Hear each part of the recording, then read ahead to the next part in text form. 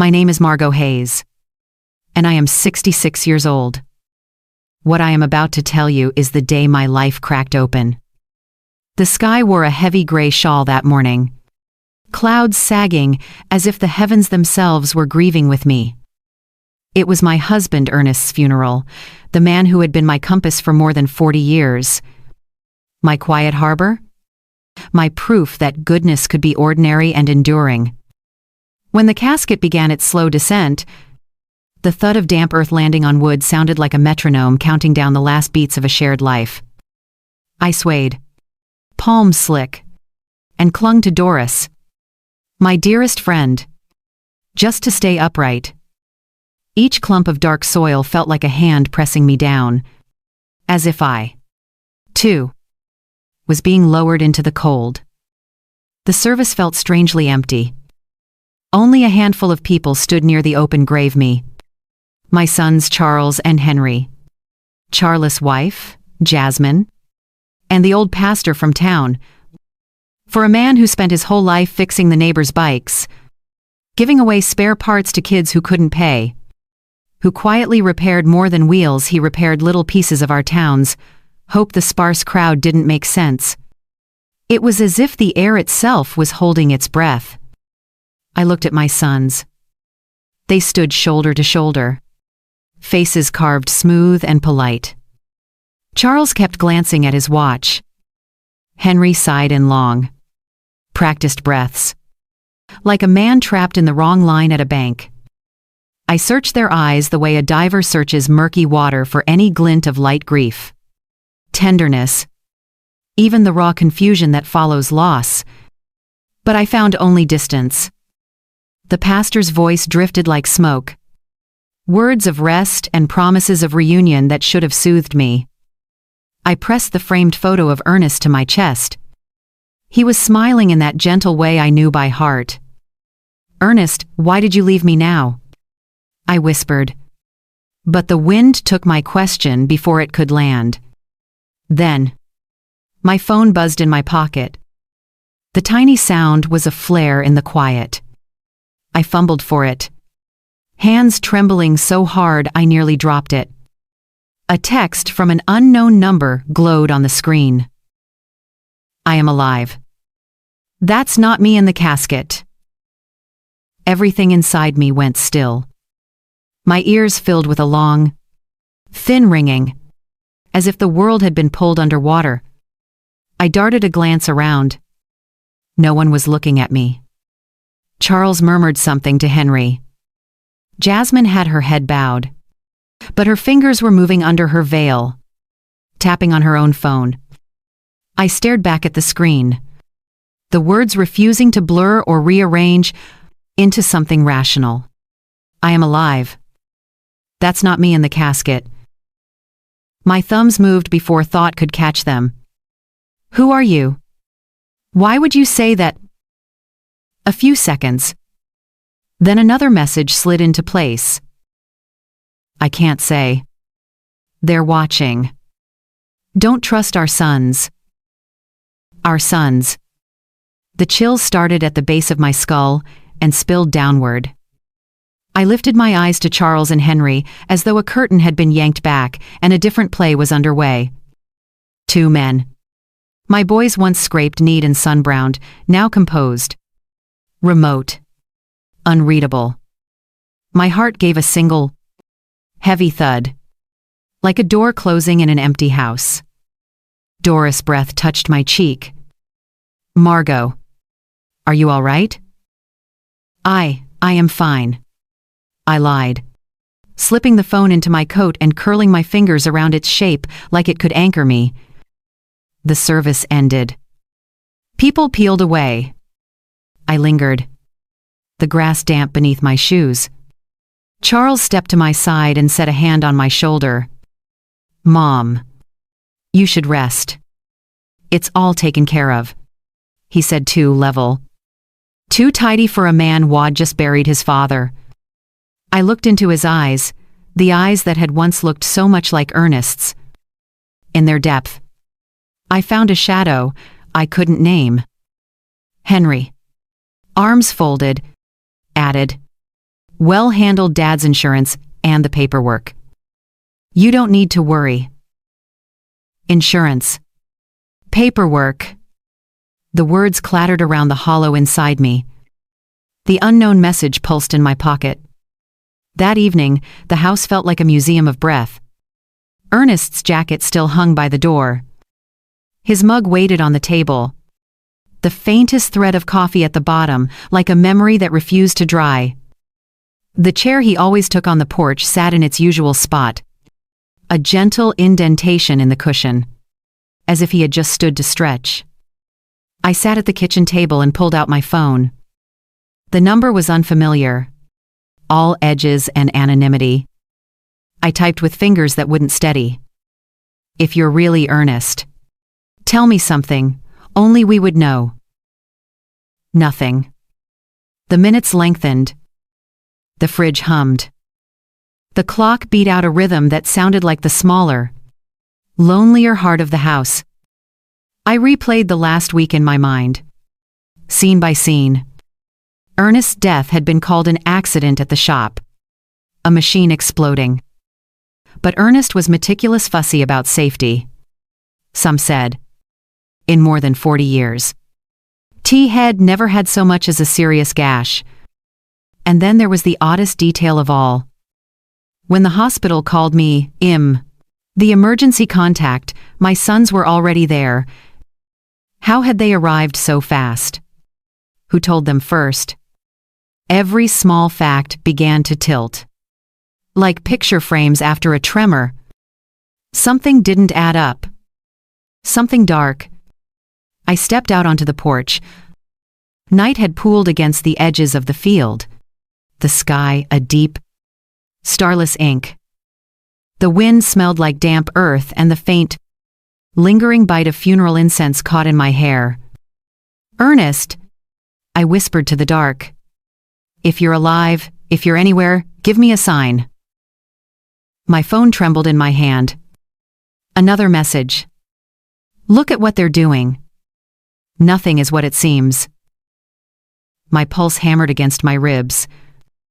The porch board seemed to tilt under me. I thought of Charla's steady voice. Henry's folded arms. Jasmine's soft, distant smile. Of how few people had come that day. Of how my sons had organized everything so quickly. As if grief had a schedule. The screen dimmed in my palm. I lifted my gaze to the road. In the distance, a car hissed by. The headlights sliding across our old mailbox with the peeling paint Ernest had meant to fix. "I'll get to it Saturday," he had said.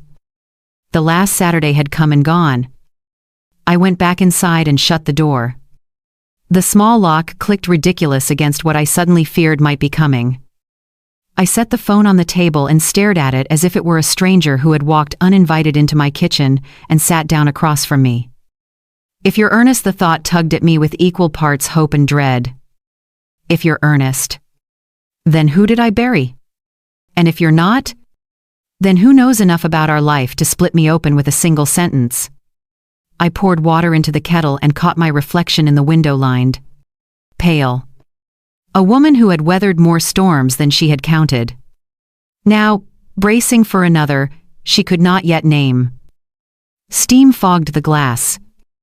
I wiped it away with the heel of my hand. The face that looked back at me did not seem frightened. She looked resolved. The kettle whistled. I made tea. I wouldn't drink. I wrote one more message. Each word placed as carefully as stitches in a wound. If I shouldn't trust my sons, tell me why. 3 dots appeared, then vanished. Appeared again. Disappeared. Time folded in on itself. The text finally arrived. Because they know more about my accident than you do. I lowered myself into Ernest's chair and let the sentence fill the room. Somewhere beyond the window, the wind stirred the chimes he had hung under the crustaceans' eaves. Their thin music threaded the air sweet, unnerving, like a melody I almost recognized but couldn't quite place. In that moment I understood. The ordinary world had ended at the edge of that open grave. What lay ahead would demand all of me: my memory, my steadiness, my capacity to look at the people I loved and see them clearly. Even if the truth shredded me, I picked up the phone again and typed, "Hands steady now. Then he'll find out." I pressed send. And, for the first time since the burial, I breathed all the way down to the bottom of my lungs. The house did not feel kinder, but it felt honest. The night pressed close. The tea went cold. Somewhere, a dog barked. I folded Ernest's jacket over my arm and carried it upstairs. In our bedroom. I laid it across the end of the bed like a flag. I refused to lower. I did not sleep. I watched the dark lighten by inches and made a vow to the man I might have buried and the man who might still be breathing. I will follow the truth, however jagged, however cruel, and I will not look away. I did not sleep the night after the funeral. I sat with Ernest's jacket across my knees and let memory stitch itself into something warmer than fear. If I was going to walk into the dark, I needed to remember the light, how we began, how our boys were raised, how the first hairline cracks formed in a house we thought was made of oak. I met Ernest when I was 24, in a town small enough that gossip moved faster than the mail. He worked at his father's old bicycle shop, with grease on his hands and starlight in his patience.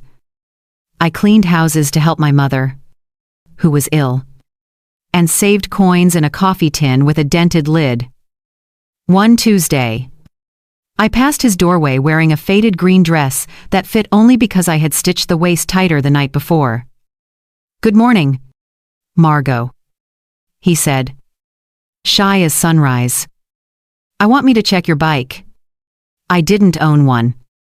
I said, "Yes, anyway." And we both pretended it was normal to inspect a bicycle that existed strictly between us. We kept pretending until it wasn't pretending at all, until there was the park's big oak. Cheap sodas shared on a bench. The kind of promises made with more hope than caution. And a wedding that felt like a beginning no matter how simple the cake. We were poor, but our days had a brightness I still feel on my skin when a window lets in the right kind of morning. We bought a narrow house with a tin roof and learned the music of rain in pots. Plink. Plink. Plink caught under leaks we never had the money to fix in the same month, the roof asked. Ernest worked from sunup to sundown, careful as a watchmaker with every spoke and chain. I took in mending for half the town and thought, if love could be hemmed, it would be a seam that never split. Then the boys arrived, Charles first, with his father's big eyes, and Henry 2 years later, all softness and sun. We set our lives around them the way families do. Fishing on Sundays, bedtime stories spun out of air, little hands learning screwdrivers and sandpaper, knees that needed washing, shirts that needed patching. If there was not enough money for a car, there was always enough laughter for a day, and the boys never went to bed hungry or worried. We told ourselves that was the recipe for good men. Maybe it was until something else got added. I cannot point to a single day when the change began. Maybe it was dozens of small days. Report cards that came home with pride, and then with comparison. Classmates with shiny things. The first conversation that tasted like metal. "Why don't we have what others have?" Charles asked. Not cruelly, just with a blade hidden in the curiosity. Henry watched him, as he always did. And the question stuck to both of them. Ernest offered the shop when Charles turned 18. A place at his side. A trade that had kept 3 generations of our family fed. "I don't want to get my hands dirty," Charles said. And even though he said it to the room, it landed on Ernest like a private blow. He didn't cry. He looked at the stars that night, as if the sky had an answer if he could find the right constellation. Ambition itself is not a sin. But when it began to sour, I recognized the smell. Charles took a job in real estate in the city. Then Henry followed him into a world more polished than ours. The first time they came home in suits, I pressed my palms to their sleeves and said how handsome they looked. Pride can be a kind of blindness. Visits shortened. Phone calls became efficient. They arrived in expensive cars that gleamed in our dusty driveway, wearing watches that flashed when the sun caught them. They talked about investments with voices that seemed to echo off the walls that had held their childhood secrets. "You and Dad should move," Charles said once, looking around as if our house had failed an inspection. "This place is falling apart." He wasn't wrong. But it was our ruin. And it held everything we had built. Ernest, always more precise with truth than I was, said it plainly on the porch. One evening, "Money has changed our boys. We aren't enough for them anymore." I defended the boys the way mothers do. "They're busy. They're building. They'll soften with time." But I felt the edge, too. The way small cold drafts find a house's gaps, no matter how carefully you seal them. The edge sharpened the day Charles brought home Jasmine. She was beautiful in a way that seemed designed to be seen from across a restaurant, in heels that sank into the dirt at the bottom step of our porch. She held out only the tips of her fingers. Her smile was polite, not unkind, but it had distance baked in. At dinner, she moved food around her plate like she was editing a paragraph she didn't like. Charles apologized for things he had never apologized for: our old wallpaper, the squeak in the back door, of the way Ernest told long stories that didn't go anywhere but always arrived exactly where you needed. "Next time, well, go out," he whispered to her, not quietly enough. I pretended not to hear and felt each word like a pin pressed into my palm. Henry did not bring home a wife, but he wore the same new life on his shoulders. Holidays thinned. Christmas presents became expensive and strangely impersonal, wrapped in paper that looked like a magazine advertisement. They stayed for 2 hours and left with relief, so visible I tried not to look directly at it. Ernest. And I learned how to celebrate in smaller ways. I kept sewing. He kept fixing. We got older. We did not complain. The talk about the house began like a suggestion and hardened into a plan. "You should sell," Jasmine said, still smiling during one of their visits. "There are communities for people your age. Much more comfortable." The word community clanged in my head softer than home. Somehow colder. Ernest answered for us both. "We're fine here." I saw it. Then, the flicker on both boys' faces. The calculation. Later, Charles came with papers he had prepared. "I had the house appraised," he said. "It's worth, well, not much. But if you sell, we can add money. A better place for you too." He called it an early inheritance when we balked. A phrase that turned my stomach in a way I could not name at the time. Ernest's jaw tightened. He said little. But I knew that silence. He was swallowing fire so it wouldn't burn me. When pressure didn't work, they dressed it as concern. "Dad should retire," Henry said. "It's time." Ernest smiled in a way that broke my heart because I knew what it cost him. "Work isn't a burden," he said. "It keeps me alive." They nodded, as if humoring a child. "At your age," Henry added, "an accident would be dangerous."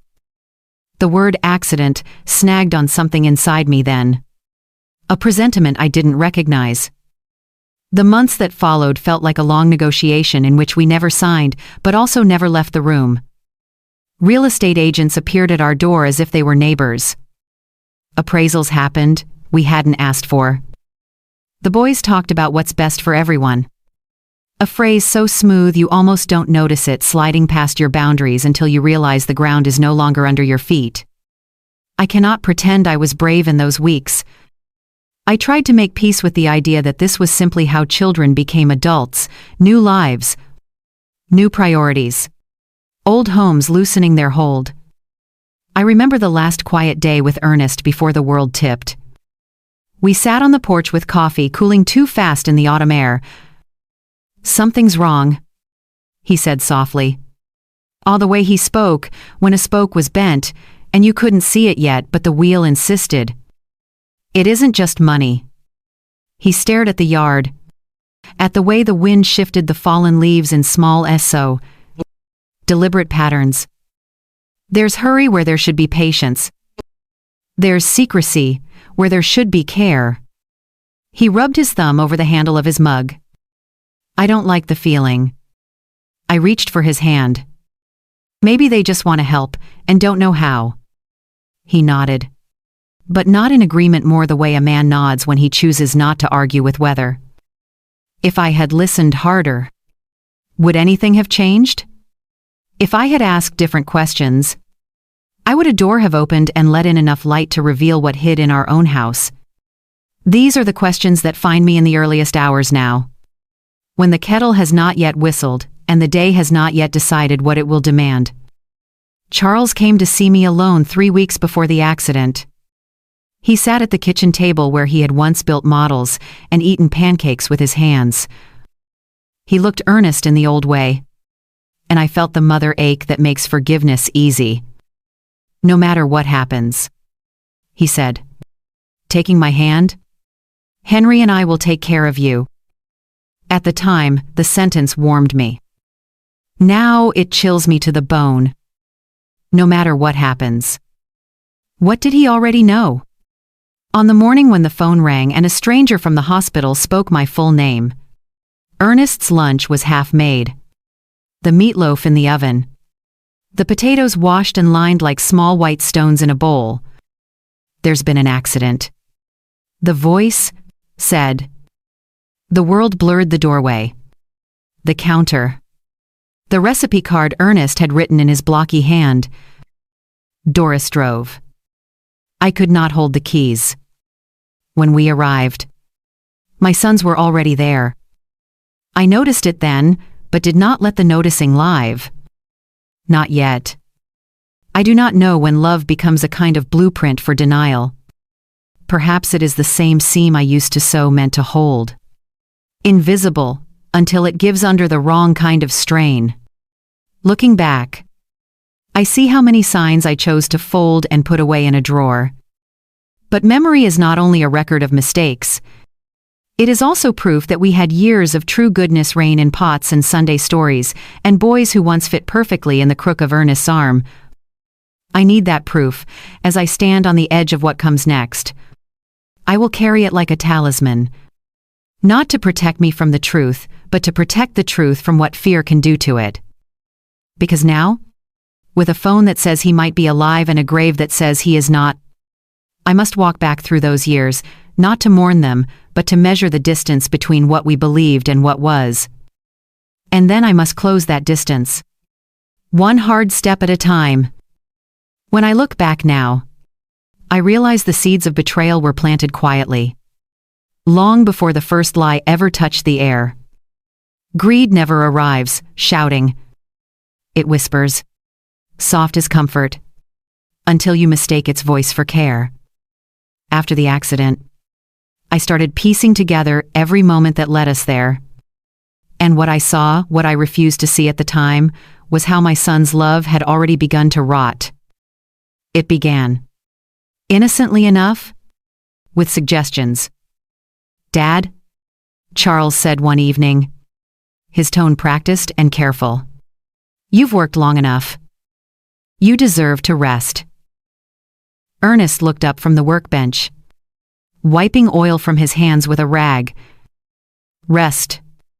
My hands may be old, son, but they still know what to do." Henry leaned against the doorway, arms crossed, echoing his brother's words as if rehearsed. "We just don't want you to get hurt." The shop is dangerous. Those old machines, they're not reliable anymore.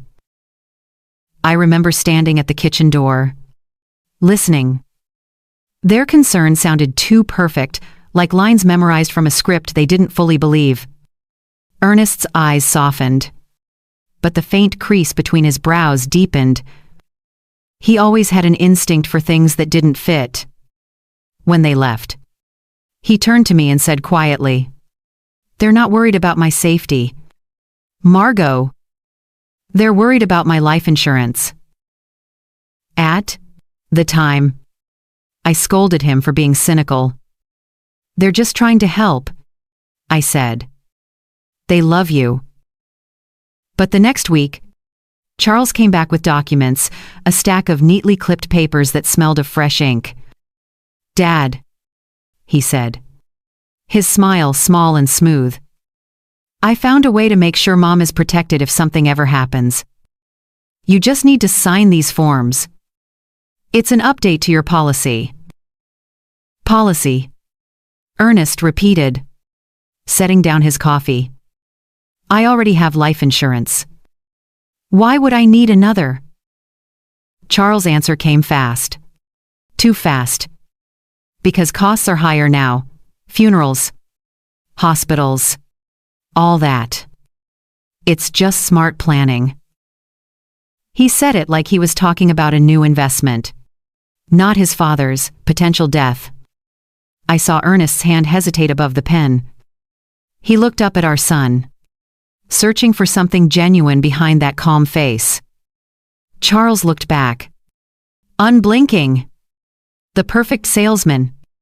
Ernest didn't sign that day. He told Charles' head, "Think about it." But from that moment on, a subtle tension settled over our family, the kind you can't see, but you can feel in the way voices tighten and glances linger too long. 2 weeks later, Charles came again. This time with Henry. "We just want what's best for you," Henry said, though his tone carried impatience. "It's only paperwork." Ernest sighed and, for the first time, I saw something close to resignation in his eyes. He signed. When they left, he told me, "If I die, suddenly, Margot, I don't believe it was just an accident." I laughed, then a nervous, fragile laugh meant to keep the darkness away.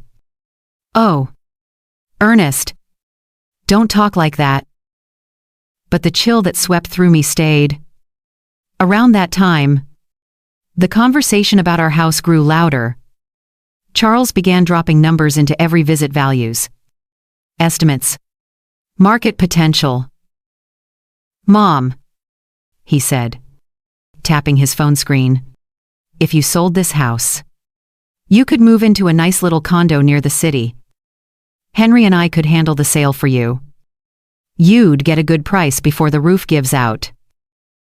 "The roof's held 40 years," Ernest said dryly. Charles chuckled. "Exactly my point." Henry joined in. "And the shop. You could sell the equipment. There's no point keeping all that old junk." I flinched at that word, junk. That junk was our history. Ernest's tools, his father's workbench, the smell of metal and sawdust that had perfumed our marriage since the beginning. When I looked at my sons, I no longer saw my boys. I saw two men whose eyes glimmered not with love, but with calculation. One evening, while I was washing dishes, I overheard them whispering on the porch. "We'll need the signatures first," Charles said. Henry replied, "What about Mom?" "She'll agree, once Dad's gone. She always does." The plate slipped from my hands and shattered in the sink. I froze, the sound covering my gasp. When I turned, they were gone. I told myself I must have misheard. That grief had made me paranoid before grief had even arrived. Winter came, and with it, A new kind of coldness in our home. The boys visited more often, but not to spend time. They came with folders and questions. "Dad," Henry asked one afternoon, "what happens to the shop if something happens to you?" Ernest looked at him over his glasses. "You mean, if I die?" Henry shifted uncomfortably. "I mean, yeah. You've worked hard all your life. You should plan properly." Ernest smiled faintly. "I already did. Everything goes to your mother. That's how it should be." That answer didn't please them. I saw it in the flicker that crossed Charles' face. A quick tightening around his jaw before he forced a smile. Then came the argument that changed everything. It was late February. The air was damp. The kind that clings to the lungs. Charles and Henry arrived together, bringing takeout boxes and bright grins that didn't reach their eyes. They started with small talk: weather, traffic, new business deals. But soon, the tone shifted. "Dad," Charles began, "we need to talk seriously. You're 70. You can't keep running that shop forever." "I can and I will," Ernest replied, steady but tired. "That shop's part of me." Henry leaned forward. "Part of you could get hurt. If you fall or—" "I've been fixing machines since before you were born," Ernest snapped. "I am not careless." Then Charles said it, the words that sliced through the air like broken glass. "Maybe it's not carelessness we're worried about, Dad. Maybe it's stubbornness." The room went silent. Even the ticking clock on the wall seemed to hesitate. Ernest stood slowly. And for a second, I thought he might strike his son not out of violence, but heartbreak. "Instead," he said quietly, "if I ever stop working, it'll be because I am dead. And even then, I'll probably haunt the shop to make sure you don't sell it." He left the room. I turned to Charles and Henry, my voice shaking. "Why are you doing this? Why are you pushing him so hard?" Charles sighed. "Mom, you don't understand. We're trying to prepare for the future. Things happen. We can't live in the past forever." Then he said it, the phrase I now hear in my nightmares. "Sometimes, people need help letting go." That night, Ernest sat on the porch, a mug of cold coffee in his hands. The moonlight caught the deep lines on his face. "They want what we've built, Margot," he said softly. "They think if they push hard enough, well, give it to them before they have to wait for it."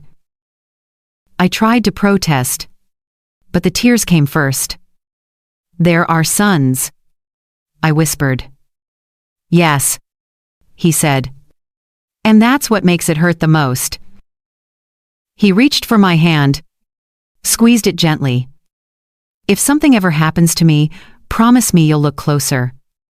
Promise me you'll remember this moment." I promised. Without hesitation. Without truly understanding.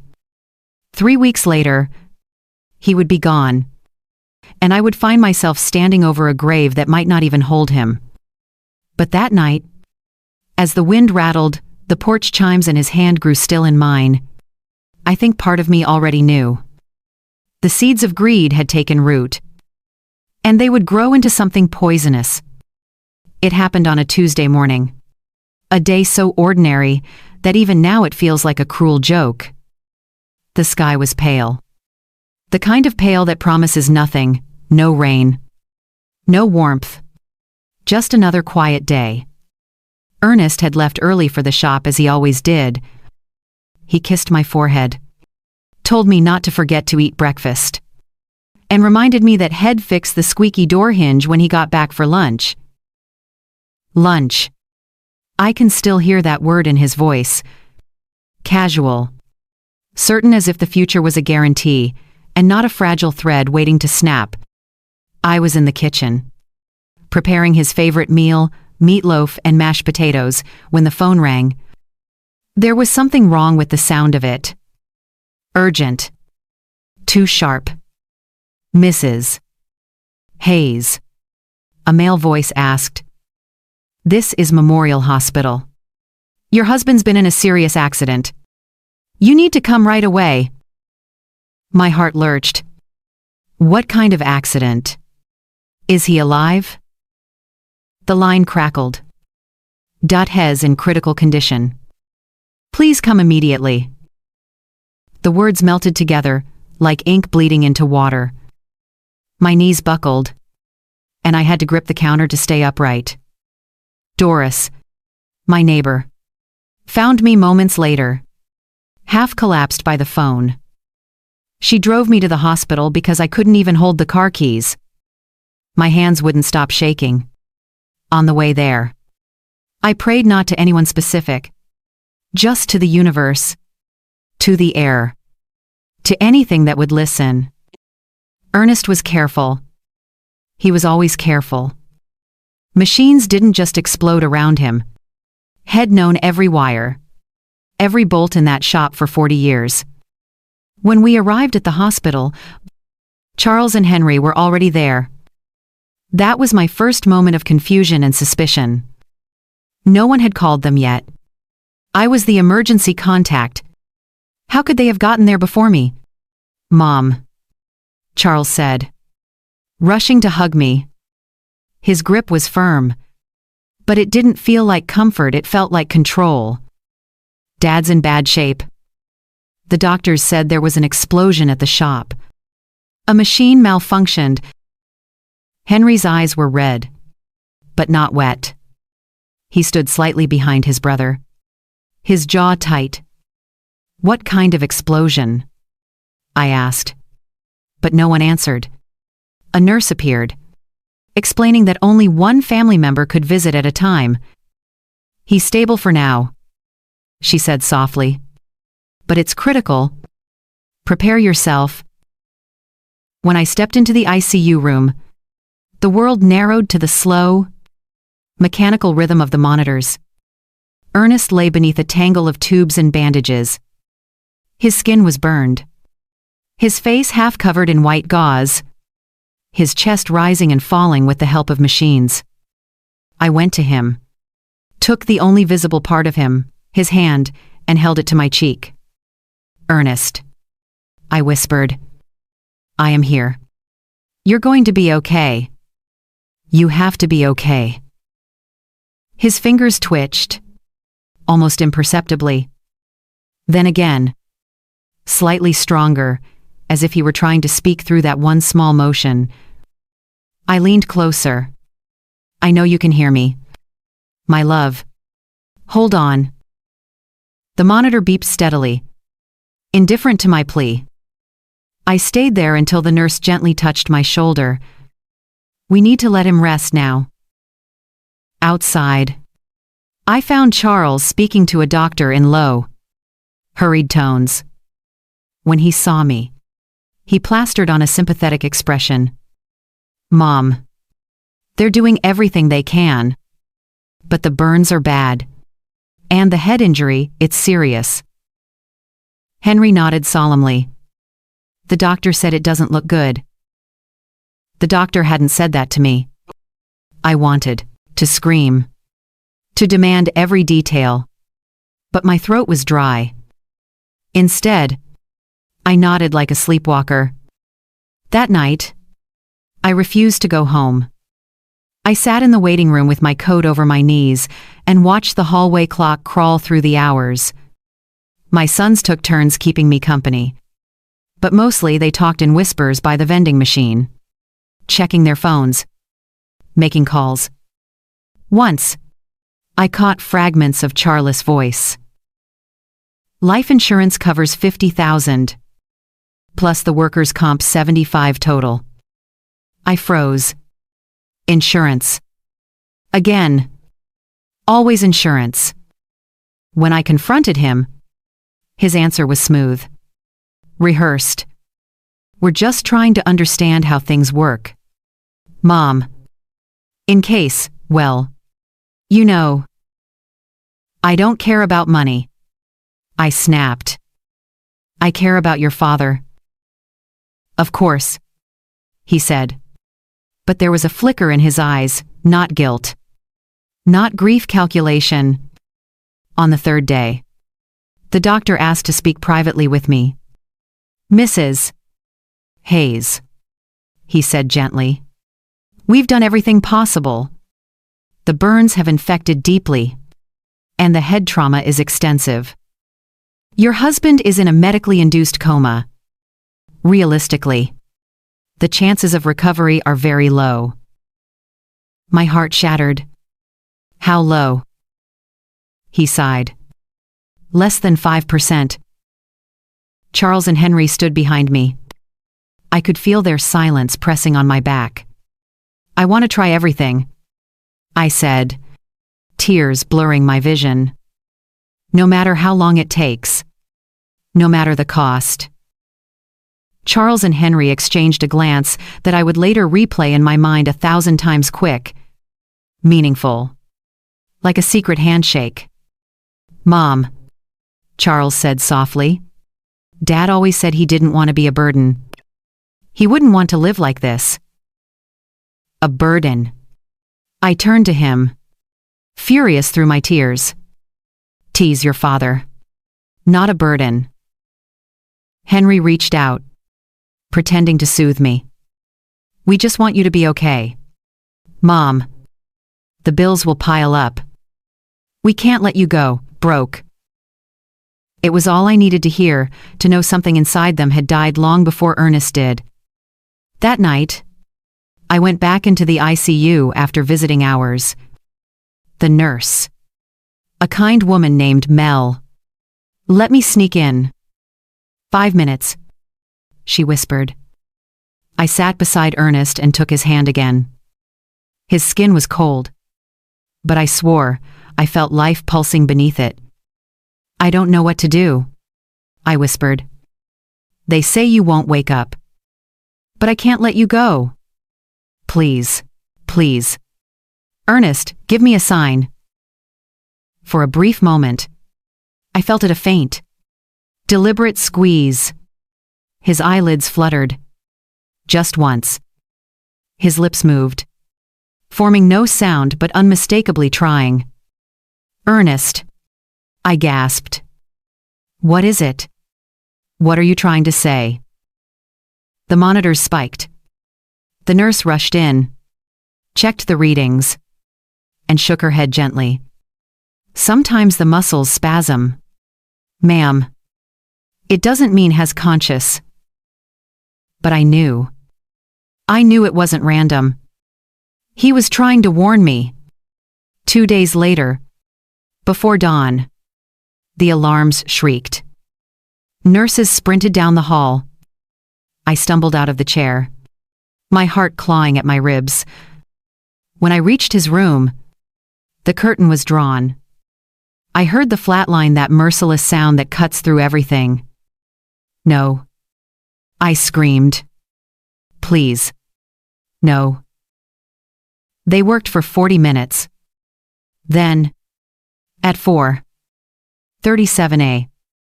a.m., they declared Ernest Hayes dead.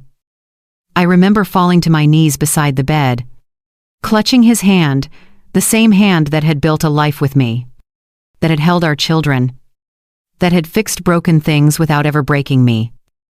Charles and Henry arrived an hour later, already composed. They didn't ask to see the body. They had funeral home numbers ready, insurance forms printed, a checklist of what needed to be handled. Handled. That word still makes me tremble.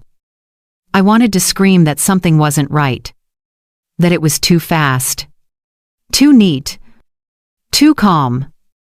But my grief was too raw to shape into suspicion, so I let them plan. I let them bury their father. And I stood there, numb, watching as they checked their watches during the service. I didn't yet know that it wasn't an accident at all, that the explosion never happened. That Ernest had been poisoned by the people standing beside me at his grave. All I knew then was that a piece of me had died with him, or so I thought. Because a week later, at his funeral, my phone would buzz, and everything I believed about that accident would shatter forever. The morning of the funeral felt rehearsed, as if someone had blocked the scene in advance. When the hearse would arrive, where the pastor would stand, how long the eulogy should last. I hadn't chosen any of this.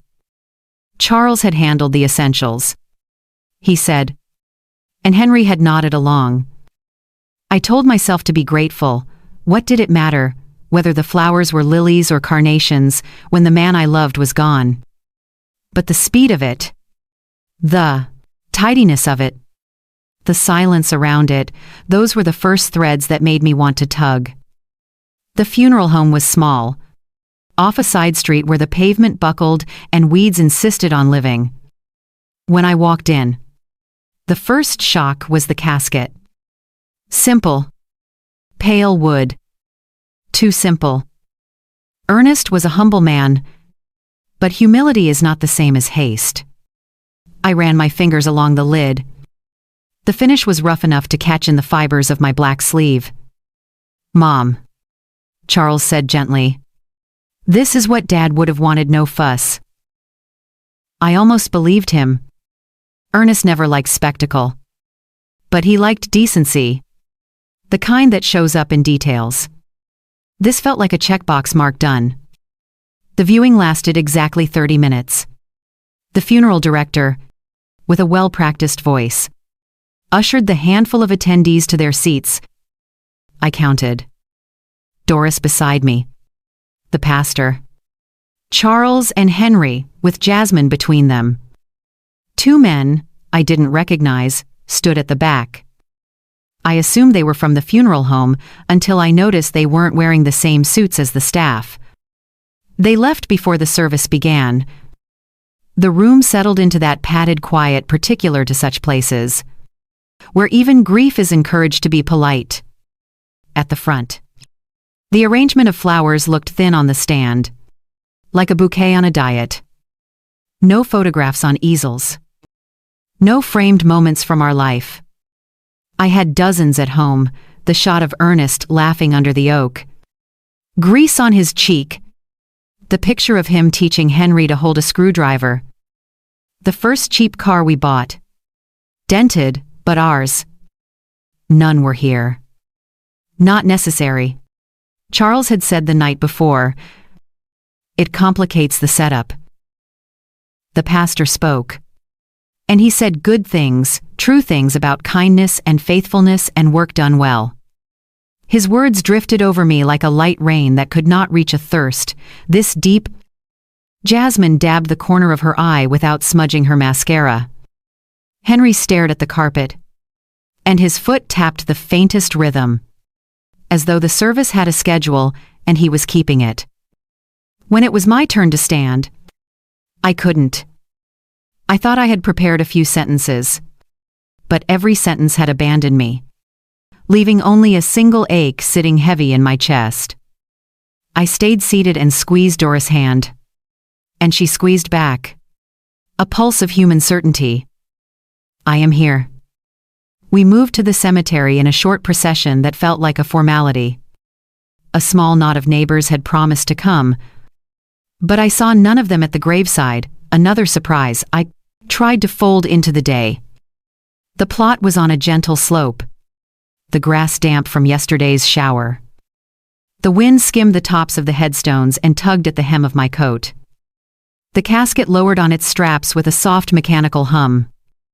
"Ashes to ashes," said the pastor, and the words, ancient as they were, struck me new. I reached for a handful of dirt and let it fall.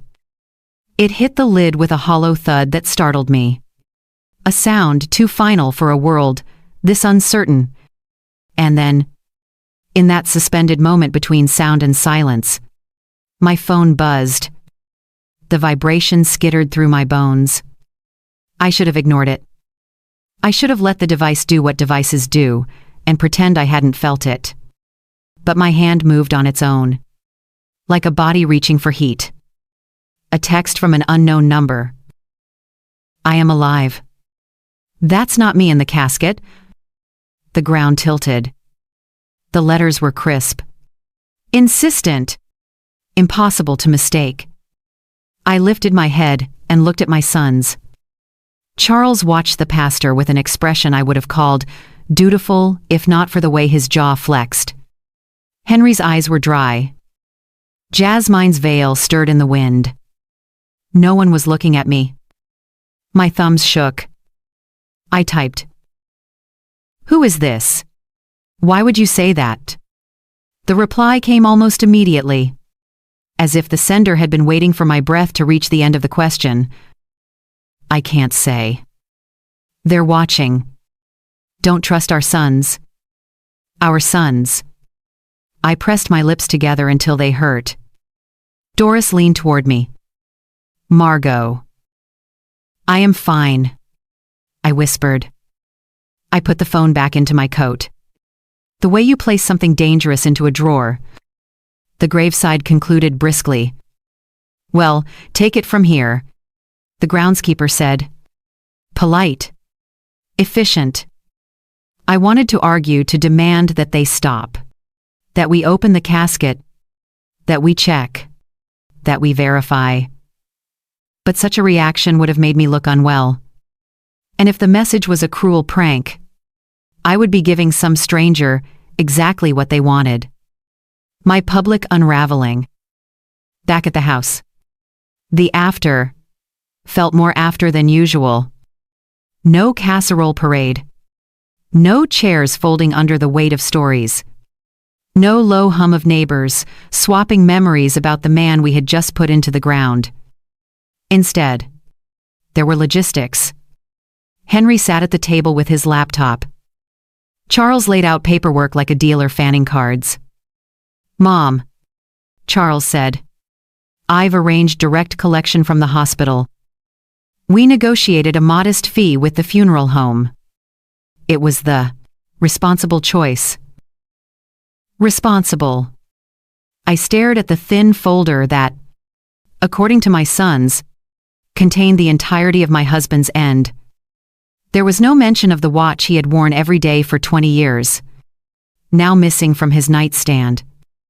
No mention of the bookstore owner who owed Ernest a favor and would have cried to know he was gone. No mention of the old men who used to sit on milk crates outside the shop and talk to him about baseball and weather and the state of the world until closing time. None of that fit into a line item. Did you tell the guys from the shop? I asked, hearing my voice from a distance. We didn't want to bother people, Henry said without looking up. Dad was private. Private, I repeated. And the word tasted wrong. Ernest was quiet. Yes, but not closed. He belonged to this town, the way a tree belongs to its field. Roots under everything. I excused myself and went into the bedroom. I shut the door and leaned my head against it, glad for the solid feel of wood. My hands found the phone again, as if it had been calling them. If you're Ernest, tell me something only we would know. The typing dots appeared, disappeared, returned. My heart measured time by that small dance. The secret in the tin roof where we put the first $50 we saved. Under the loose nail near the window. You said it was our vault. I sat down on the bed too fast. I knew that memory, like I knew my own name. The tin roof had been a sieve that year. We had pried up a nail near the window frame and tucked an envelope under it because we didn't trust banks yet and because the idea felt romantic, two kids outwitting the world with an envelope and a belief. We had never told anyone. Not the boys. Not even Doris. I typed with steadier hands. If you're alive. Where are you? A pause that felt like an hour. I can't say yet. It's not safe. Don't eat or drink anything they bring. Check the bank account. Look at the signatures. The door creaked open a few inches. Charlotte's voice. Mom. Everything. Okay. I slid the phone under the quilt like a teenager hiding a diary.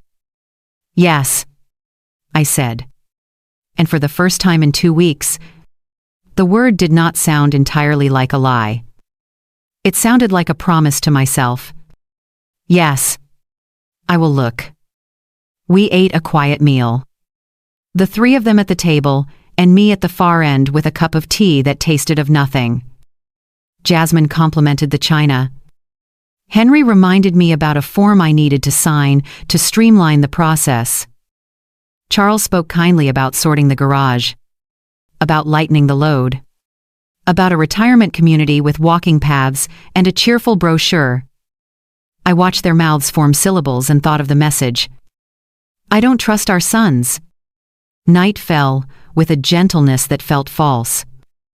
When they finally left, I walked through each room and touched the life we had made, the scrape in the hallway paint where a little bike had once misjudged a corner, the notch on the doorframe where we had marked Charles at 9, Henry at 7, the soft dip on the couch cushion that matched the curve of Ernest's shoulder. Then I turned off the lights and sat with the dark. At some hour between late and later, I stood, pulled a chair to the bedroom window, and reached up to the frame. The old nail gave with a small, familiar squeal. My fingers found splintered wood, then paper brittle and yellowing. The last corner of that long-ago envelope. Empty. Of course. But the place existed. So did the memory. So did the truth that belonged only to us. The phone buzzed one last time before I slept. Tomorrow. The bank. Ask for the last 6 months' withdrawals. Look closely. The farewell wed held that morning had been empty, not of love, but of the things love deserves. Time. Witness. The decency of care. Yet, in that emptiness, something else had arrived, a beginning that did not belong in any brochure or tidy plan. I lay down and placed Ernest's jacket over me like a second blanket. The house settled. Somewhere outside, a train called the dark to attention and passed on. I closed my eyes and held the message like a torch in a cave. If the grave held a stranger, I would find out. If the grave held my husband, I would find out how. Either way, the farewell would not be the last word. I woke before the sun and dressed in the gray cardigan Ernest always teased me about your detective sweater. Head joked. Because I wore it whenever bills needed sorting or screws needed finding. I tucked the phone into my pocket like a compass and slipped the small metal key from our desk drawer into my palm. If I was going to look, I would look everywhere. The first stop was the bank. Our branch manager, Mrs. Thompson, had known us since the boys were in grade school. She spotted me the moment I stepped inside and softened in that way people do when they know you've been recently broken. Margot, she said, coming around the counter to touch my arm.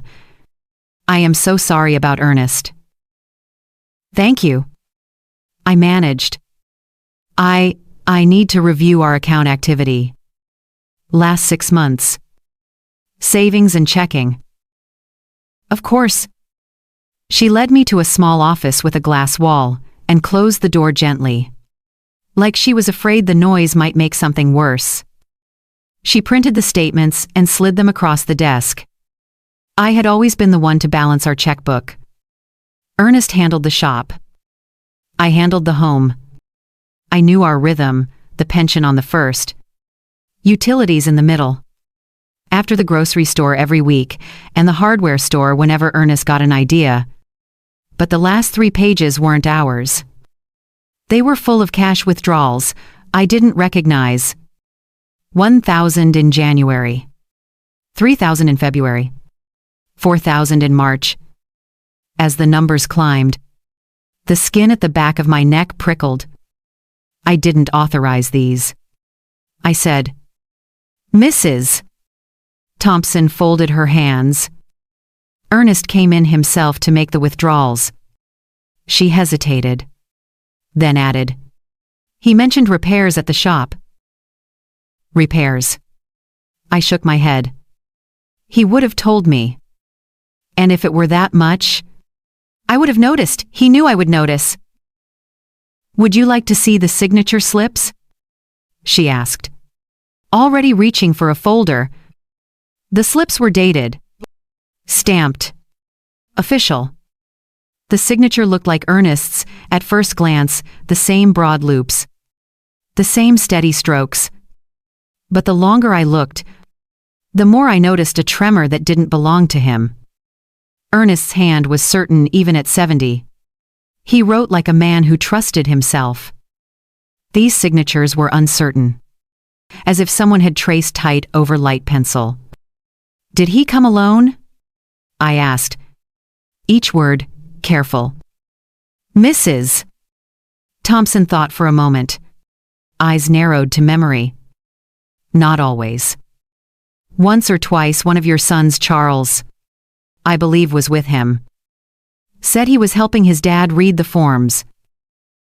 Ernest wore his glasses on a cord around his neck all day. He read prescription labels for neighbors who forgot theirs. He never needed help with forms." "Could I get copies?" I asked. "And Mrs. Pat?" Thompson nodded. She pressed the papers into a manila envelope and rested her hand on mine before I stood. "If something doesn't make sense, Margot, you come back. Well, help." Outside, the wind cut sharper than the air warranted. I sat in the car with the envelope on my lap and texted the unknown number. Bank withdrawals, who authorized them. A minute later, "Look at the dates. Then check the insurance." Insurance. Again. Always insurance. I drove home, slower than I should have, as if speed might jostle the truth into falling out where I could see it.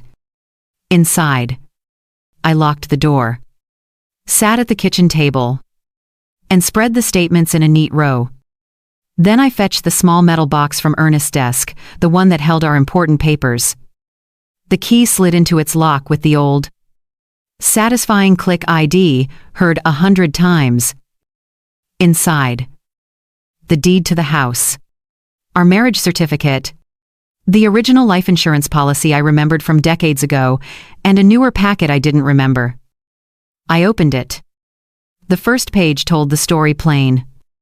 Coverage increased 6 months ago from a modest amount meant to spare a widow paperwork to a sum large enough to catch the attention of anyone who calculated opportunity first. A sticky note in the corner read, in an unfamiliar hand, "Great decision. Mr. Margot Hayes. Protects your wife. No agent's card. No initials." Beneath that, another policy ID, never seen workers' compensation. Signed 2 months earlier. Covering accidents at the shop. The ink was still blue at the edges. Not yet faded into the paper's fibers. My stomach turned. Ernest, cautious to a fault. Wad, once argued with a salesman for an hour about extended warranties being gambling in a tie, had suddenly agreed to 2 policies he'd never mentioned to me. And the timing 2 months. 6 months dovetailed perfectly with the withdrawals.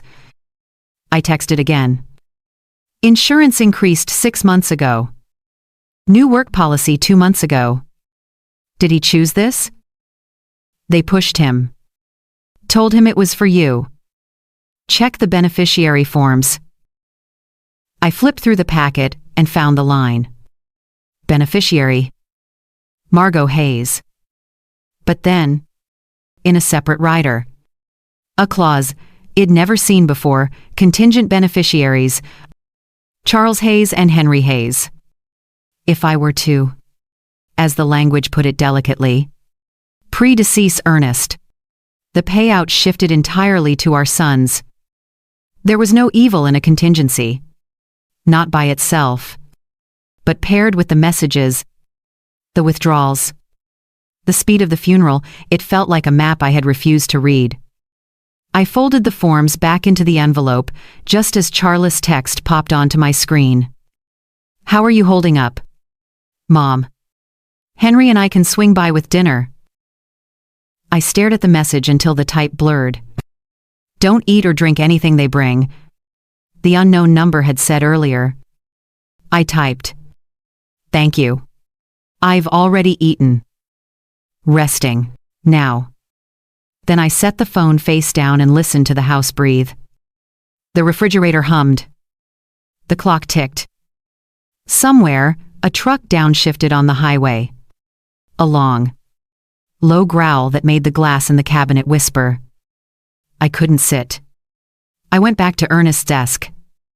The top drawer held rubber bands and receipts, and the little pencil stub he used to mark wood. The second drawer, the one with his invoices, smelled faintly of oil and cedar. The bottom drawer stuck halfway, as it always had. You had to lift it and pull a trick, he taught me when the rails wore down.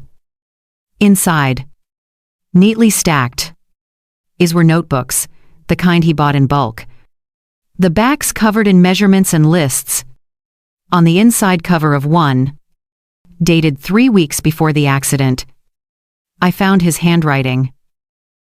Charles insists on more insurance. Says it's for Margot. I doesn't feel right. I don't like the hurry. I sat back hard, the chair's legs squealing against the floor.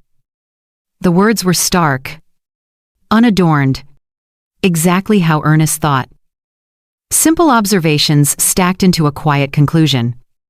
He had felt the wrongness. I was only now dispatching words to chase. The phone buzzed again.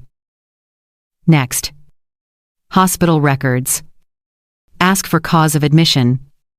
Then go to the shop. Look for what's missing, not just what's there. I typed, who are you? Dots? A stop. Then. Someone Ernest trusted. I wanted to demand a name, to bargain for it like an exhausted shopper at a closing market. But questions were cheaper than answers today, and I needed to spend wisely.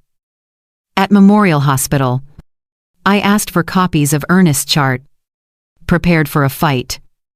Policies protect privacy, even for the dead. But a widow with identification and a steady gaze can still move administrative mountains. The clerk printed what she could: admission summary, attending notes, a sanitized timeline that fit neatly on 2 pages. I scanned it there at the counter. Breath held. Admitted. Tuesday 9:12 a.m. Condition: critical. Presenting symptoms: altered mental status, visual disturbance, respiratory depression. The line about the cause was vague: suspected industrial accident, and referenced a physician I didn't recognize as the one who'd spoken to me. There was no mention of the police. No incident report number. No paramedic note about an explosion. For a man supposedly injured in a shop blast. The paperwork wore no smoke. Where is the EM's report? I asked. You'd get that from the fire department. Ma'am, the clerk said. If there was a fire. If? I copied the physician's name into my notebook. On the drive home, I called Doris on speaker and told her I might be late for the usual Tuesday tea. Everything all right? She asked. Worry climbing the ladder of her voice. I don't know yet, I said. And it was the truest thing I'd said in weeks. Do me a favor? If the boys stop by, tell them I am with you. I parked 2 blocks from the shop and walked the rest of the way, my shoes crunching grit. The roll-up door was down. The small side entrance was locked. I used my key and stepped into the smell that had always felt like home. Metal. Oil. Dust warmed by light. And yet something was off. The place was too clean. Benches wiped as if for inspection. No scorch marks. No warped surfaces. No patched drywall. If a machine had burst, the room would remember. I laid my palm on each major tool, the welder, the compressor, the saw, and felt only the cool quiet of disuse. When Ernest worked, even a day later, the air held his touch. Today, the air held nothing at all. At his desk, different from the one at home. More scarred, more honest, I found an envelope with my name, tucked beneath a ledger. My heart climbed into my throat. I slid a finger under the flap and unfolded a single page. Margot. If you're reading this, I didn't get to say what I needed.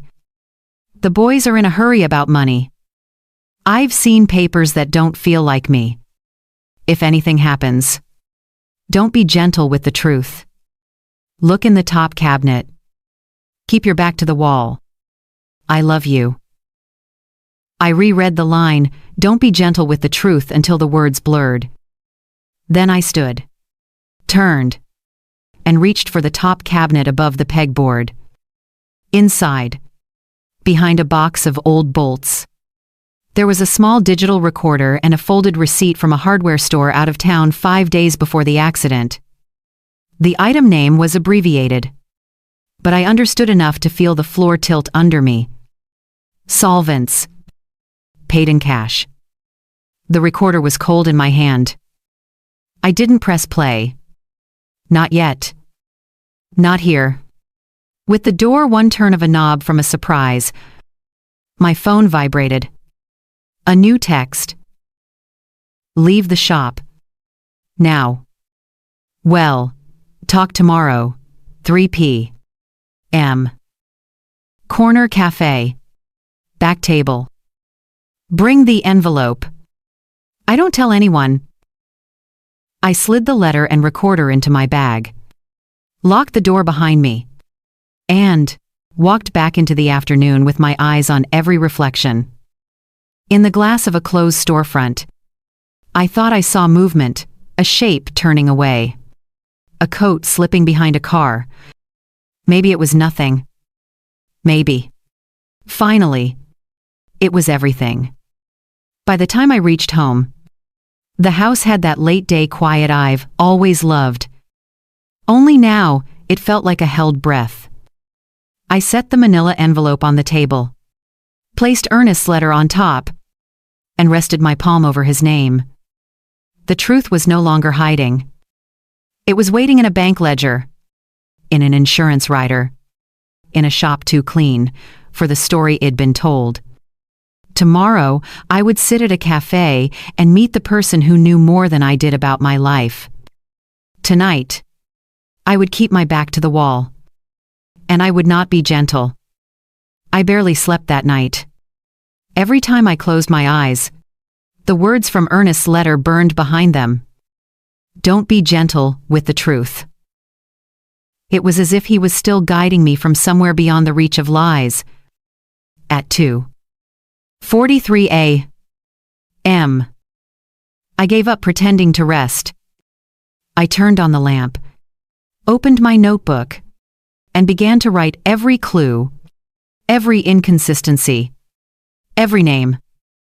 When fear started to crawl under my skin, I reminded myself of Ernest's voice, calm and firm.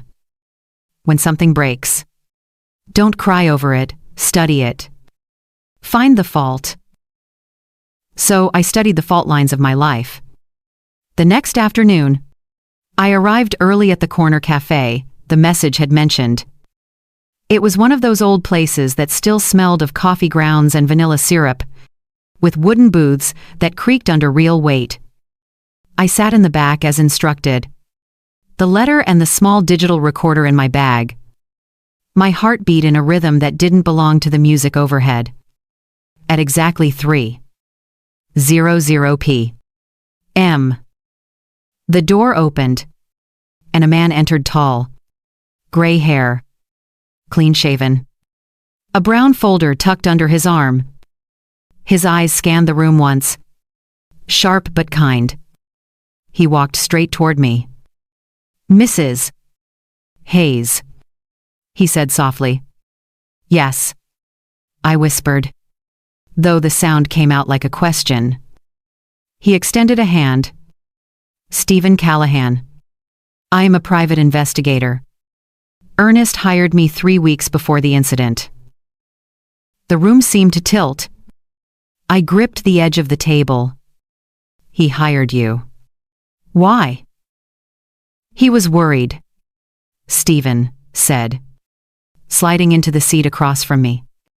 "He told me he was being pressured by his sons to make financial decisions he didn't trust. He suspected something I didn't know what." I wanted to speak, but words jammed in my throat. My eyes filled before I could stop them. Stephen waited, patient, like someone used to silence doing most of the talking. "I think you should hear something," he said finally. From his folder, he took out a small voice recorder, the same make and model as the one I had found in Ernest's shop. He pressed play. The first voice that filled the space between us was Ernest's, steady, tired, and heartbreakingly familiar. "Stephen, if something happens to me, it won't be an accident. Charles keeps insisting I raise my insurance. He says it's to protect Margot, but the documents he brought also name him and Henry. I don't like the look in his eyes lately." I covered my mouth. The cafe blurred. Stephen pressed pause. Gave me a moment. "There's more," he said gently. "This was recorded 2 weeks later." He pressed play again. "Henry's been asking strange questions. What I eat for breakfast. What time I leave home. Whether Margot comes to the shop with me. He says it's because he worries. But I can tell he's planning something. They're both planning something." My whole body trembled. It was as if Ernest had left breadcrumbs for me to follow, his voice lighting the path even from the grave. Stephen switched off the recorder. "Your husband suspected they were after the insurance.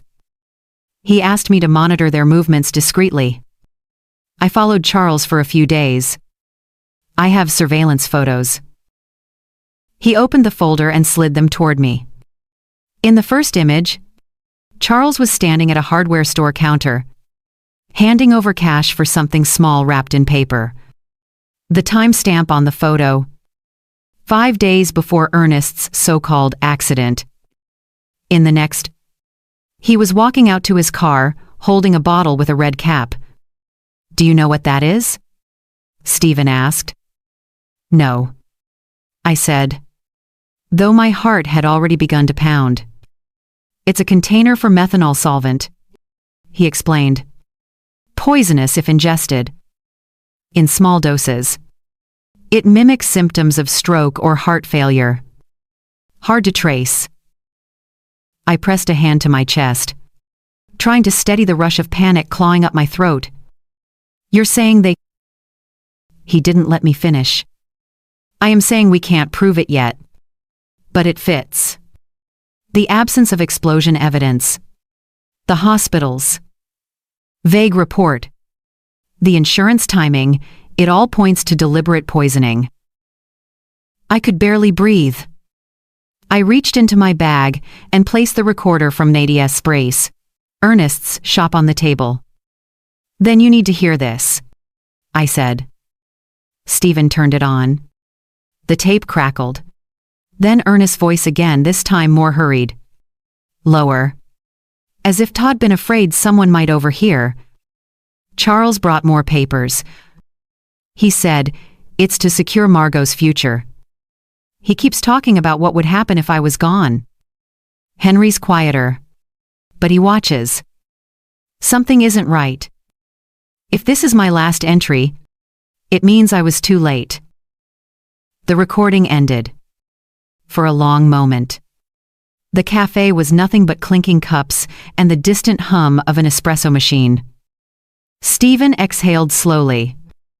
That's enough to open a formal investigation. But we'll need to move carefully.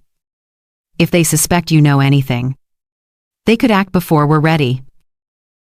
I nodded, gripping my cup so tightly that my fingers ached. I am not afraid. I lied. I just want the truth. I believe you, he said. And you deserve it. He handed me his business card. I'll contact Sergeant O'Connell at the police department tonight. He's honest old friend of your husband's.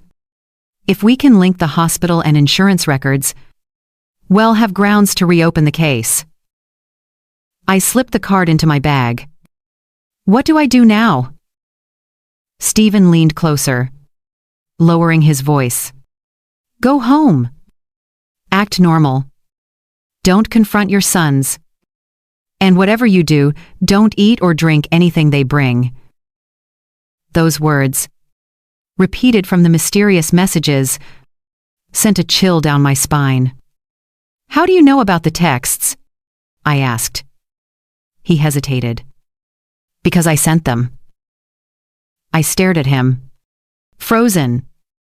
I used Ernest's emergency contact list. He explained. He gave me your number and told me to reach out only if things went wrong. When he stopped showing up to our check-ins, I knew. My breath caught. For weeks, I'd been half convinced I was losing my mind, haunted by a phone that spoke in riddles. And now the riddle sat across from me. Solid, real, and holding proof that my husband had died, warning me to keep living. Thank you, I whispered. You'll thank me when we get justice, he said. That evening, I returned to the shop one more time, careful not to draw attention. The air was cool and still, carrying the faintest scent of oil and dust. I opened the drawers of Ernest's work desk again, searching for anything I might have missed. In the bottom drawer, beneath a tangle of wires, I found a small notebook. The pages were filled with neat, Arnauderlane, handwriting dates, times, short notes that read like fragments of thought. Charles and Henry came again, asked about the shop's safety. Too interested. Insurance agent visit tomorrow. Not my idea. If something happens, it wasn't an accident. The last entry, written 3 days before his death, made my blood run cold. Charles brought me coffee this morning. Said it was a new brand. Bitter taste. I felt dizzy after. Rested in office. I don't trust coffee again.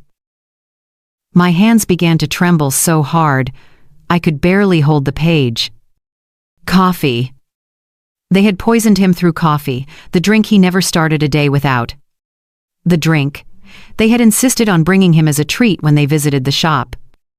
I sat down in his chair, the same one where he must have realized too late that something was terribly wrong, and stared at the tools on the wall.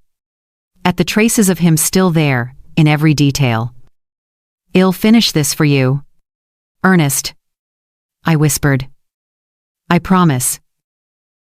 When I returned home, the sun was gone, and the first stars had begun to pierce the sky. The house looked peaceful from the outside, too peaceful. I half expected to find Charles and Henry waiting, pretending to check on me, offering me dinner again. But the porch was empty, and the only sound was the wind moving through the maple tree. Inside, I locked the door, drew the curtains, and placed Ernest's letter and notebook on the table beside my cold cup of tea. My phone buzzed once more. A new message from Stephen. Tomorrow morning. Meet me at the police station. Bring everything. The truth starts there. I replied with 2 words. I will. Then I sat in the stillness of my kitchen, surrounded by ghosts made of memories and proof. And I finally understood what Ernest had meant. The truth was a living thing. And now that it had found air again, it would not die quietly. By morning the house felt like it had been holding its breath all night. I dressed without thinking: black slacks, that detective sweater, Ernest's wedding band on a chain at my throat, and tucked the folder of documents into my bag. Bank statements, copied signatures, the insurance riders, Ernest's notebook, the recorder, the letter. Proof had weight. I could feel it dragging at my shoulder as I locked the door behind me. At the police station, the lobby smelled faintly of old coffee and floor wax. A bulletin board listed neighborhood watch meetings and lost dogs that were probably no longer lost. Stephen was already there, standing by a potted plant that didn't seem to want to live. He lifted a hand when he saw me, then guided me down a hall lined with posters about fraud and elder abuse, words that felt suddenly personal. We were shown into a small conference room with a window that looked onto a parking lot. After a few minutes, a broad-shouldered man with graying hair stepped in and shut the door behind him. "Sergeant O'Connell," he said, offering me his hand. "I am sorry for your loss, Mrs. Hayes." I knew Ernest. "Good man." "Thank you," I said. It still hurt to hear him spoken of in the past tense. Stephen laid his folder on the table. "Sergeant, this is going to sound unbelievable for the first 5 minutes and inevitable for the next 50, he said. "We're asking you to listen to the whole arc." O'Connell hooked a chair with his boot and sat. "Start with plain facts," he said. "Then, well, talk inference." So we did. I slid the bank statements across, first the withdrawals I hadn't known about, the signatures with the telltale tremor, Mrs. Thompson's recollection that Charles had been present to help his dad read. Next came the insurance increase 6 months ago, the workers' comp policy 2 months ago, the contingent beneficiaries clause, the sticky note with no agent's name. I added the hospital printout, the vague industrial accident description with no incident number, and the unfamiliar physician's name.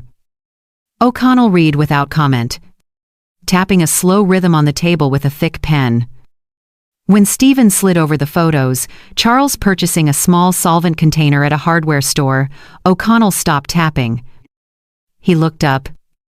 "And you believe?" "Methanol," Stephen said. "Ingestion can look like a neurological event. Delayed onset. If you don't test for it, you miss it." The sergeant scratched something on a legal pad. "And the explosion?" he asked, still looking down. "There wasn't one," I said. "I went to the shop. No scorch marks. No repairs. The room is clean. Too clean." Stephen placed the voice recorders between us, like coins on an altar. "You'll want to hear this," he said. We listened to Ernest's voice fill that small room, matter of fact, restrained, observant. He spoke about pressure to increase insurance, about papers Charles had brought for Margot, about Henry's concern disguised as questions. Breakfast. Schedule. Whether I came to the shop. O'Connell didn't interrupt. He didn't look away either. When the second recording ended, Ernest warning that if this is my last entry, I was too late. The room held a stillness that didn't feel empty. It felt like judgment beginning to find its shape. "Do you have anything that links the sons directly to a poisoning?" O'Connell asked at last. Stephen nodded. "Not a confession," he said. "Yet. But we have a timeline that fits. Policy increases, cash withdrawals, purchase of methanol, and a hospital intake that doesn't match the story. We also have a notebook entry, he gestured. And I opened Ernest's notebook to the page where he had written about coffee tasting bitter. The dizziness. The instruction to don't trust coffee again. O'Connell, read the lines twice. If we can show the doctor's certification was inaccurate or altered, he said slowly, and if we can get a toxicology panel on retained samples or, if necessary, go the route of exhumation, well, have a body of evidence. Not just smoke. I swallowed. Exhumation. I repeated, tasting the iron of the word. Well, try the records first, he said, not unkindly. Chain of custody. Lab work. Who signed what? If anything smells wrong. It usually is. Stephen leaned back. There's more. Sergeant. We have phone metadata that shows frequent calls between Charles and that unfamiliar physician in the week Ernest was admitted. And Ivy pulled some financials on both sons' private debt. Overdue notes. Motive isn't proof. But it isn't nothing. O'Connell capped his pen. All right, he said. Here's how we proceed. I'll open a formal suspicious death inquiry. Quietly. I'll pull the hospital's full chart and the EMS run sheet. I'll speak to the medical examiner about the feasibility of testing for methanol exposure after the fact. Well, preserve whatever evidence exists before anyone knows to destroy it. He turned to me. Mrs. Hayes, you can't confront your sons. Not yet. If they even suspect an investigation, we lose the element of surprise. I nodded, my fingers still on Ernest's notebook, like it was a life vest. I won't, I said. Where are you staying? O'Connell asked. At home, I said. Stephen told me not to accept food or drink from them. Keep doing exactly that, he said. And vary your routine. If you have a friend you trust, spend some nights there. I can arrange a wellness patrol drive-by marked car. Sometimes a visible reminder that law enforcement is, near changes, a person's appetite for risk. I thought of Doris and her spare bedroom, with the quilt shed made from old dresses. I'll ask her, I said. We signed statements. We handed over copies. We set our faces in the direction of patients. As we stood to go, O'Connell touched the recorder with one knuckle. Your husband was a careful man, he said. He left you a lot. Well, do right by that. Outside. The day was too bright. That often happens when you walk out of an office where serious decisions have been made. The sun feels indecent somehow. Stephen and I crossed the lot in silence until we reached my car. I didn't know about the doctor, I said. Those calls. I didn't want to scare you before we had a cop in the room, he said. But I also didn't want you walking around thinking you were alone. You're not. I looked at him. Why did Ernest hire you? Really? I asked. What words did he use? Stephen's mouth softened. He said, I've got a hunch and a window. I need someone to stand in the window with a camera. That sounded like my husband. I laughed once, a brief, ragged sound that wasn't joy but wasn't despair either. On the drive home, I kept my promises to caution. I took a different route. Then circled the block. Then parked a street away and walked. Inside, I did the bedtime things an hour early. Blinds down. Bolts turned. Lamps timed. Then I called Doris. Pack a bag, she said, before I could finish. You're sleeping here tonight? I made that lemon cake you like, and you're not eating it until you get here. But you are eating it. I am not eating anything anyone brings me. I said before. We both heard the edge and dissolved into a messy, relieving laugh. The phone chimed while I folded clothes. A message from Charles. Mom, Henry and I want to come by tomorrow. Talk about next steps. Well, bring coffee. Coffee. I typed. Don't. I am with Doris all day. Then. Because I wanted the fiction of warmth where there was none left. I added, love you. 3 dots appeared. Then vanished. After a minute, love you too. Well, come by later this week. Stephen texted next. And heard from OC. Hospital cooperation request filed. Hell push for an expedited review. Ill. Send you updates as I get them. Tonight. Stay put. Keep phone on. Call me. If anything feels off. Everything felt off. But I understood what he meant. At Doris' house. The guest room smelled faintly of lavender and laundry soap. I set my bag in the closet and sat on the edge of the bed with my hands open on my knees. The exhaustion that followed fear finally found me.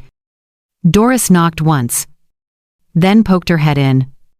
Her hair in a scarf, and her eyes doing their warm, bossy sparkle. I put tea on, she said. The kind, without poison. Don't make me laugh, I said. And then I laughed anyway. Over tea we made a small plan. Mornings at her place. Afternoons at mine. Calls if anyone approached. A code word if I needed help. Without saying the word help, it felt theatrical and also necessary. Later, after she went to bed, I sat in the quiet and pressed play on the recorder ID found in Ernest's cabinet. A new file I hadn't noticed began mid-sentence, voices low. Mail? Too soft to identify with certainty, but threaded with a familiarity I couldn't deny. Tomorrow morning. In his coffee. It's clean. By the time they think to test, if they test it'll read like something else. Mom'll be the second voice cut off. Then returned. Lower. Shall be devastated. Well, handle it. My body went cold all at once. Like a lake in early spring. I stopped the recording and set it down carefully. As if it could go off. I wrote 3 lines in my notebook. In letters darker than anything else on the page. Hospital records. Doctor's calls. Recorder. Coffee plan. And then, like a prayer stitched to the end of a list, I added, justice for Ernest. I turned out the light and lay on my side, facing the door. Somewhere in the house, a pipe ticked, settling. I slid my hand under the pillow and closed it around the phone. Its cool shape was oddly comforting. A sentry that didn't sleep. Tomorrow, the machine of truth would start to move slow, heavy, unstoppable. We had given it fuel. We had given it a map. And when it reached the place where my son stood, there would be no room left to hide. The next few days felt like a blur of motion and waiting equal parts progress and dread. Stephen texted me updates from the station. The hospital records had been subpoenaed. The medical examiner agreed to re-examine Ernest's samples. And Sergeant O'Connell was quietly optimistic. Those words, quietly optimistic, became my anchor. I stayed with Doris, who treated me like both a guest and a sister. Every night, she left the porch light on for Ernest. She said, and I didn't have the heart to correct her. Maybe she was right. Maybe the light was for him to find his way back through what we were about to do. 3 days after we met at the station, O'Connell called. "Mrs. Hayes," he said, voice steady. "We've got preliminary lab results from the preserved blood samples. There's methanol in his system, high concentration. Enough to explain the neurological symptoms and death." My knees buckled. I sat on the edge of Doris' couch and whispered, "So it wasn't an accident?" "No, ma'am," he said. "It wasn't." For a long moment, the air between us was just breathing his, mine, and maybe Ernest's, too. "What happens now?" I asked. "Now we build the case." That night, Stephen arrived at Doris' house with a file thick enough to bend his arm. "This," he said, placing it on the table, "is the story of what your sons did and how well prove it." He walked me through the evidence. Bank withdrawals, all authorized with forged signatures. Insurance policies pushed and signed under pressure. Surveillance photos of Charles buying methanol. Phone records linking both sons to the attending physician who had falsified Ernest's cause of death. And finally, the audio recording, the one I had found in the shop, where the voices discussed coffee and tomorrow morning. "Once the medical examiner's confirmation is official," Stephen said, "O'Connell can get a warrant. They'll arrest Charles and Henry for first-degree murder and conspiracy." My chest ached. "They're my sons," I whispered. "And they killed their father." Stephen didn't flinch. "They did," he said softly. "But you loved him enough to face that truth. And that's what will save you, and maybe someone else. Someday." The arrests happened at dawn 2 days later. I didn't see it. But O'Connell told me afterward. Henry tried to run. Charles didn't. He just stood there, pale and shaking. As the cuffs clicked around his wrists, the local news called it a shocking family tragedy. Reporters parked outside my house for a week. I refused every interview. The only statement I gave was to the court.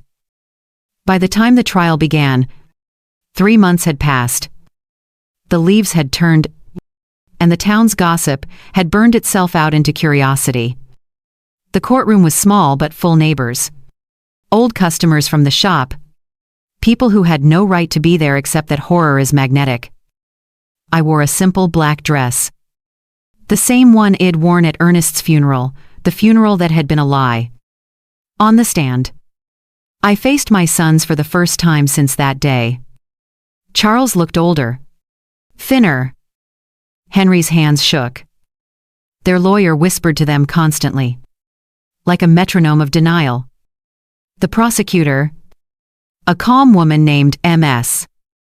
Linton, began with facts, so clear they felt carved in stone. She spoke of the insurance escalation, the debts both sons owed Charles to private lenders, Henry to illegal gambling, and the pressure that followed.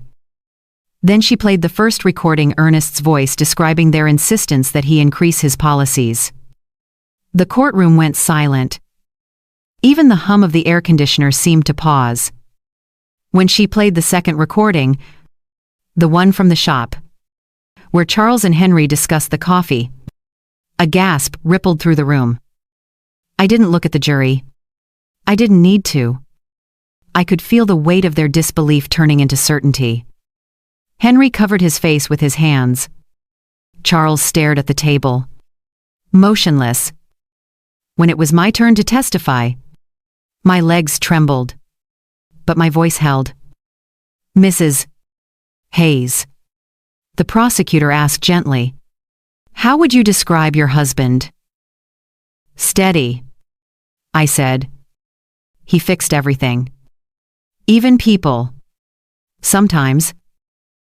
"And how would you describe your relationship with your sons before his death?" "Close," I said, Or I thought it was. We built them a life out of love and hard work. I never imagined that love could turn into motive. She nodded. When did you realize something was wrong? The funeral, I said quietly, when I received a message that said, I am alive. That's not me in the casket. It led me to everything that followed. There were murmurs in the gallery. I ignored them. Was there ever a moment? Ms. Linton asked. When you doubted your husband's suspicions? Yes, I said. Because I am a mother. You don't want to believe your children are capable of cruelty. But the truth doesn't wait for permission. The defense tried everything, painting Charles and Henry as victims of desperation, claiming Ernest's recordings were edited, suggesting Stephen had manipulated evidence for money. But their arguments fell apart under the weight of forensic proof. The toxicology report confirmed lethal methanol levels. The hospital records showed the attending physician had falsified data in exchange for a $5,000 payment, money traced directly to Charles' account. The hardware store clerk identified Charles as the man who bought the solvent. Piece by piece, the puzzle Ernest had left behind assembled itself into one picture. Two men. Once my children, who had traded their father's life for paper promises. The closing argument lasted less than 20 minutes. These defendants, Ms.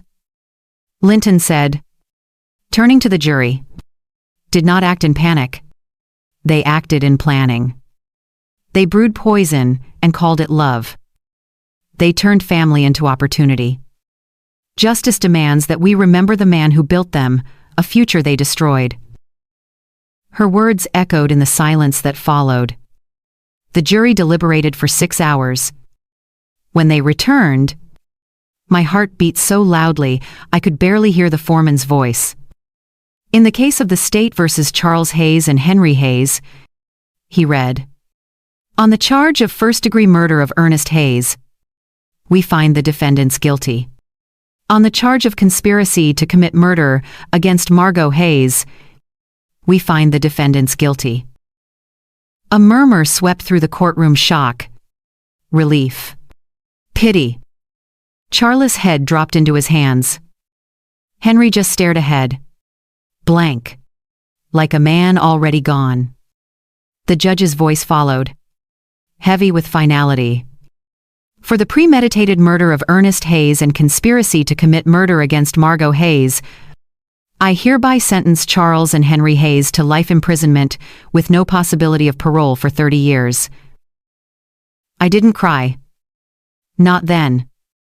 Not in front of them. But when I stepped outside, the air smelled like rain. And I looked up and whispered, you were right, Ernest. You fixed it. Even from where you are. In the weeks that followed, people treated me as something between hero and ghost. They said words like brave and strong. But I didn't feel either. I felt hollow and grateful. Grateful that Ernest had left me the truth. I'm grateful that justice had finally caught up. Stephen checked on me every few days. They'll appeal, he warned. But the evidence is solid. You can breathe now. I am trying, I said. O'Connell stopped by once, bringing the official report. It's over. Mrs. Hayes. You did right by him. I thanked him. But that night, when I set the papers on the kitchen table, I realized it wasn't over. Justice doesn't bring someone back, it only clears the air enough for memory to stand upright again. I made coffee, real coffee. The kind Ernest liked, and took it out to the porch. The evening sky was streaked with the same color as the tin roof we once saved our first $50 under. I kept my promise. I said softly to the wind. I wasn't gentle with the truth. The wind moved through the maple tree. shaking loose a few old leaves. For a moment, I thought I heard the faint creak of his workshop stool, the one that had always groaned under his weight. Maybe it was only memory. Maybe it was something more. Either way, justice had come. And for the first time in months, the night didn't feel like it was watching me. It felt like it was keeping watch. It has been 2 years since the trial ended, and sometimes I still wake up expecting to hear Ernest's footsteps on the porch. The squeak of the screen door. The quiet hum of his morning whistle. The house, though smaller than it once felt, has found its rhythm again. And so have I. The world didn't end when the verdict came down. It simply changed shape. The noise of reporters faded. Neighbors stopped pretending they were only checking in when they really wanted details. The town of Spring Creek folded my story into its own mythology, another cautionary tale about greed. About how far love can bend before it breaks. At first, I hated being a story. Then I realized that stories survive, and survival was exactly what Ernest would have wanted for me. The insurance money, the thing that had cost my husband his life, sat untouched for months. I couldn't bear to spend a cent of it. It felt cursed, stained. Then one evening, as the light dimmed through the maple leaves outside, I remembered something Ernest had said years ago. When a customer complained about the cost of a repair, money doesn't have morals. Ed had told me, it's what people do with it that gives it meaning. So, I decided to give it meaning. With Stephen's help, I established the Ernest Hayes Foundation for Victims of Family Crimes. It began as a modest project, a phone line, a small legal fund, but within a year, it grew into something I never imagined. We provided resources for women and men betrayed by their own families. For elderly parents tricked out of homes. For spouses silenced by fear or shame. The first time a stranger called to thank me, I cried harder than I had since the verdict. "You saved me," she said, her voice trembling. "Your story made me brave." Maybe Ernest hadn't just saved me. Maybe had saved others, too. Charles and Henry both remain in prison. I haven't seen them since the sentencing. I receive letters every few months handwritten. Uneven. Charles writes about guilt, about the weight of time, about how every night feels like a punishment built from their own choices. His last letter ended with a confession I already knew in my bones. We thought we could fix everything once we had the money. We didn't realize what we'd already broken. A month later, I learned from the warden that Charles had taken his own life. Henry suffered a breakdown soon after and was transferred to a psychiatric unit within the prison system. I did not attend Charles' burial.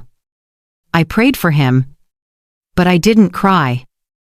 Grief changes shape when it has already hollowed you out once. Now, my days are simple. I wake early, water the garden that used to be Ernest's workshop, where his tools once hung. Sunflowers stretched tall enough to brush the roof. Along the fence line, I planted roses red and white, his favorites, and in the far corner, I built a small stone bench. Sometimes I sit there and talk to him. I tell him about the foundations, new cases, about Doris' latest recipe experiments, about the way the town has started calling that stretch of road Hayes Lane. He would have laughed at that. Imagine me, a man who fixed bicycles, getting a road named after him. Every Sunday, I bring fresh flowers to his grave. The headstone reads, Ernest Hayes, beloved husband, betrayed father, honorable man. His love was stronger than his death. I trace those words with my fingertips every time, like a prayer written in stone. Stephen Callahan still visits once a week. At first it was to check on me, to make sure I was safe. Now, it's just friendship, the easy, steady kind, built from shared battlefields. He brings pastries, usually the cinnamon kind Ernest used to love. And we sit on the porch drinking coffee that's no longer laced with fear. He never lets me thank him for what he did. You did the hard part. He always says. I just brought the flashlight. Once, he asked me if I ever regretted pressing charges, if there was a part of me that wished I'd let the truth stay buried. I didn't need time to think. No. I told him. Lies are heavier than coffins. They bury you long before the ground does. He nodded. And we sat in silence. Listening to the wind move through the garden, Ernest would have admired, excetered in uncrossed. The foundation keeps me busy. But sometimes, in the quiet hours between dusk and dark, the memories return the way Charles used to laugh when he was little. Henry chasing him through the blanks yard. Ernest calling them both my twin hurricanes. I allow myself to remember the boys they were before the men they became. I love those memories. And I pity the people they grew into. That's as close to forgiveness as I can come. And I've made peace with that. Peace isn't forgetting. It's remembering without bleeding. Last month, a young woman named Elena came to the foundation. She reminded me of myself, tired eyes, trembling hands, a story shed kept inside too long. Her brother had been stealing from their parents, manipulating documents, pushing them towards selling their house. She feared it would end, like my story had. We connected her with a lawyer, a counselor, and an investigator. 3 months later, her brother was arrested. When she came back to thank me, she hugged me so tightly, I thought my heart might split open again, but this time, from something good. You saved me, she whispered. No, I said. You saved yourself. I just showed you the way. But as she walked away, I felt Ernest's presence again, the same quiet pride that had carried me through every storm. Maybe that's what love does when it's true. It doesn't die. It transforms into something that helps others find the light. Spring Creek hasn't forgotten.